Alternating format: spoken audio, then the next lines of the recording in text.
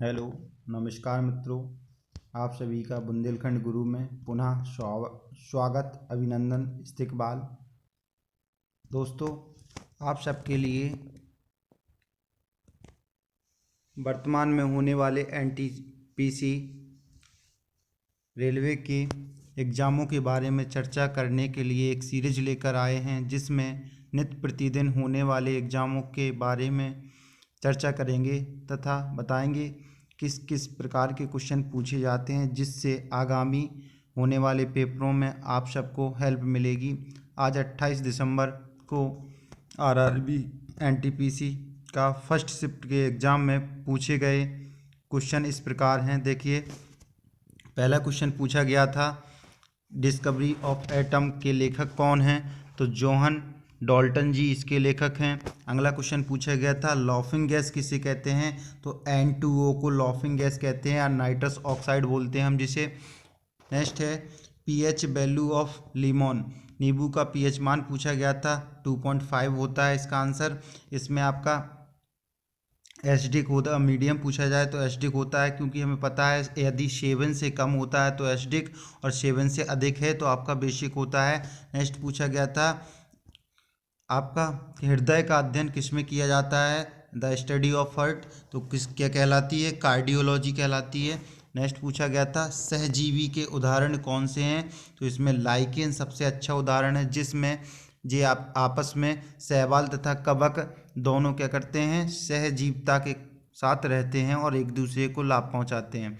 अगला क्वेश्चन पूछा गया था, बॉडी गेस्ट फूड इन, अर्थात जब बच्चा गर्भ में रहता है उस समय उसे खाना कहाँ से प्राप्त होता है?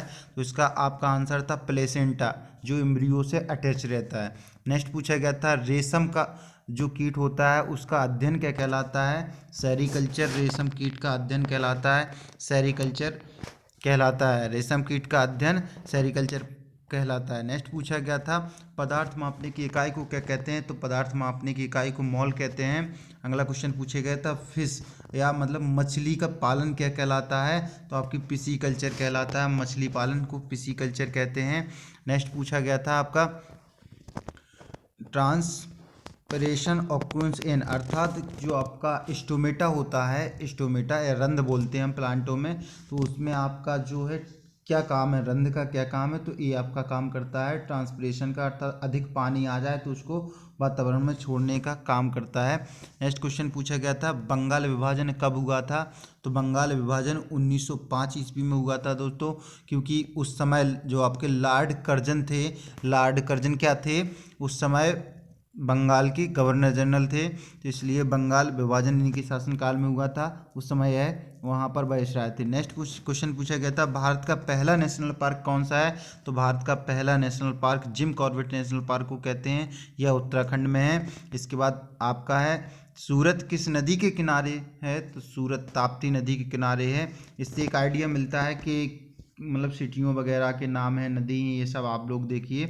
इसके बाद अगला क्वेश्चन पूछा गया था, इंडोनेशिया की राजधानी कहाँ है? तो इंडोनेशिया की राजधानी जकार्ता है। इसके बाद नेक्स्ट क्वेश्चन पूछा गया था, यूएस ओपन मेल खिताब किसने जीता है? तो आपके हैं डॉनिविक ने क्या किया है? यूएस ओपन मेल खिताब जीता है। नेक्स्ट क्वेश्चन पूछा गया था, दूरी का मात्रक क्या है? तो दोस्तों हम जानते हैं दूरी का मात्रक होता है लाइट ईयर या प्रकाश वर्ष कहलाता है। इसके बाद अगला क्वेश्चन पूछा गया था कि सैडल पीक कहाँ की चोटी है? तो अंडमान निकोबार की जो चोटी है उसे हम सैडल पीक के नाम से जानते हैं। अगला क्वेश्चन पूछा गया था कि चंद्रयान अभियान कब चलाया गया? तो 2008 में चंद्रयान अभियान की शुरुआत की गई थी। अगला क्वेश्चन पूछा गया था, भारतीय संविधान के किस भाग में निर्वाचन आयोग की व्याख्या है? तो भारतीय संविधान का भाग 15 निर्वाचन आयोग की व्याख्या करता है दोस्तों। इसमें मूल भाग पूछा जाए तो 22 हैं, वर्तमान में इसके भाग 25 हैं, है ना। अगला क्वेश्चन पूछा गया था, पृथ्वी दिवस कब मनाया जाता है? तो पृथ्वी दिवस आपका कब मनाया जाता है? ये आपका 22 अप्रैल को पृथ्वी दिवस मनाया जाता है। अगला है, महिला दिवस कब मनाया जाता है? तो 8 मार्च को महिला दिवस मनाया जाता है। अगला क्वेश्चन पूछी गई थी, राजतरंगिणी किस द्वारा लिखी गई? किनके द्वारा राजतरंगिणी पुस्तक का लेखन किया गया? तो आपकी कल्याण की पुस्तक राजतरंगिणी है, और इसमें आपका कश्मीर के इतिहास का वर्णन मिलता है। अगला, और इसमें ही मौर्य वंश के शासन की भी जानकारी प्राप्त होती है। नेक्स्ट क्वेश्चन पूछा गया था, पृथ्वी पर वजन यदि किसी व्यक्ति का 60 किलोग्राम है तो उसका चांद पर वजन कितना होगा। तो दोस्तों आपको पता है कि जो आपका पृथ्वी पर वजन होता है चांद पर जाने का, उसका 1/6 बचता है, अर्थात वहाँ पर किसी व्यक्ति के का वजन कितना बचेगा, अर्थात 1/6 होगा, वहाँ पर 1/6 होगा, ये वहाँ पर होती। नेक्स्ट क्वेश्चन पूछा गया था दोस्तों कि सुकन्या योजना है, इसमें कितनी ब्याज दर है। तो इसमें आपकी सुकन्या में है जो ब्याज दर की रेट है 7.6% थी, अर्थात 14 साल तक के लिए इसमें निवेश किया जाता है, जिसमें आपका 7.6% के अनुसार ब्याज मिलता है। अगला क्वेश्चन पूछा गया था स्वराज्य हमारा जन्मसिद्ध अधिकार है, यह नारा किसने दिया। तो यह नारा बाल गंगाधर तिलक जी ने दिया था। इनको ही बाल गंगाधर तिलक को लाल बाल पाल के नाम से जानते हैं, लाल बहादुर शास्त्री, बाल गंगाधर तिलक, है ना, और विपिन चंद्र पाल, तो ये सब लोग थे। इसके बाद पूछा गया था बिम्स्टेक कंट्री है, उसमें अभी जो है निम्नलिखित में से कौन सी शामिल नहीं है। तो आपकी वहाँ पर आंसर था आपका है कोलंबो। इसके बाद में अभी जो हाल ही में बिम्स्टेक का मेंबर बना है श्रीलंका बना, इसकी वहाँ पर अभी पर बैठक भी हुई थी आपका 2020 में। इसके बाद नेक्स्ट क्वेश्चन पूछा गया वंदे भारत ट्रेन किनके बीच में चलाई गई।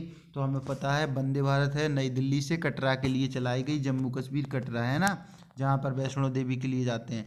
इसके बाद नेक्स्ट पूछा गया था गोभी मरुस्थल कहाँ पर है। तो एशिया में ये गोभी मरुस्थल और ये शीत मरुस्थल है। इसके बाद पूछा गया था प्रार्थना समाज के संस्थापक कौन है। तो प्रार्थना समाज के संस्थापक आत्मारंग पांडुरंग जी हैं। अगला क्वेश्चन पूछा गया था इंटरनेशनल कोर्ट ऑफ जस्टिस का मुख्यालय कहाँ पर है। तो इसका मुख्यालय हमारा कहाँ पर है, हैग में है, अर्थात द हैग बोलते हैं हम जिसको। इसके बाद नेक्स्ट पूछा गया था ब्रेन सेल मस्तिष्क कोशिकाओं को किस नाम से जानते हैं। तो मस्तिष्क कोशिकाएं कौन है, न्यूरॉन कहलाती हैं। और इसके बाद पूछा गया था रामसर साइट जो है किससे संबंधित है और इसकी कब स्थापना हुई। तो आपको पता है कि जो आपका ये कब हुई थी, इसकी स्थापना 1971 में हुई थी। और किसने की थी, तो यूनेस्को का एक प्रोग्राम था उसी के अंतर्गत किया गया था। और इस किससे संबंधित, तो आर्द्रभूमि से संबंधित ये है रामसर साइट। इसके बाद आपका पूछा गया था क्वेश्चन लोकसभा में अधिकतम सदस्य कितने होते हैं। तो लोकसभा में अधिकतम सदस्यों की संख्या क्या होती है, 552 होती है, जबकि 545 पर कितने पर 545 पर निर्वाचन होता है ना, 545 पर निर्वाचन होता है और बाकी सीटें छोड़ दी गई हैं जो पीओके के लिए हम लोग इमेजिन करके रखे हैं। नेक्स्ट पूछा गया था आपका क्या एनवायरमेंटल एक्ट कब लाया गया। तो एनवायरमेंटल एक्ट 1972 में लाया गया। अगला क्वेश्चन पूछा गया था सबरीमाला मंदिर है, यह किस राज्य से संबंधित है। सबरीमाला मंदिर कहाँ पर है, केरल राज्य में है। नेक्स्ट क्वेश्चन पूछा गया था आपकी ये वेव साउंड्स आपकी जो पूछी गई थी ध्वनि तरंगे हैं, उसमें किस कारण से ध्वनि होती है, क्या ज़्यादा होता है। तो उसका जो आपका वैक्यूम होता है उस कारण से होती है। नेक्स्ट पूछा गया था 7 सिस्टर कंट्रीज। तो दोस्तों 7 जो सिस्टर्स स्टेट हैं उसमें कौन कौन है। तो आपको पता होना चाहिए जो आपके भारत के पूर्वी राज्य हैं वो सारे आते हैं, जैसे कि उसमें से आपका पहला है कौन सी, अरुणाचल प्रदेश, पहला अरुणाचल है, दूसरा असम है, फिर नागालैंड है, मणिपुर है, मेघालय है, त्रिपुरा है, मिजोरम है ना। ये सारे मिलकर के क्या है 7 कंट्रीज बोलते हैं। और हम जानते हैं जहाँ से हमारा पश्चिम बंगाल है वहीं से ऊपर से देखें तो उसको हम चिकन नेक के नाम से भी जानते हैं, वही आपकी चिकन नेक कहलाती है, ठीक। इसके बाद अगला पूछा गया था SI unit of electric current, आपकी विद्युत धारा की इकाई को पूछा गया था। तो ये एम्पेयर होती है विद्युत धारा की इकाई। अगला क्वेश्चन पूछा था कुडनकुलन परियोजना किस राज्य से संबंधित है। तो कुडनकुलन परियोजना आपकी तमिलनाडु से संबंधित है। नेक्स्ट क्वेश्चन पूछा गया था कंट्रीज ऑफ नॉर्थ अमेरिका, अर्थात ये पूछा गया था निम्नलिखित में से कौन सी कंट्रीज नॉर्थ अमेरिका की है, उसमें ऑप्शन थे। और एक क्वेश्चन पूछा गया था आर्टिकल 72 किससे संबंधित है।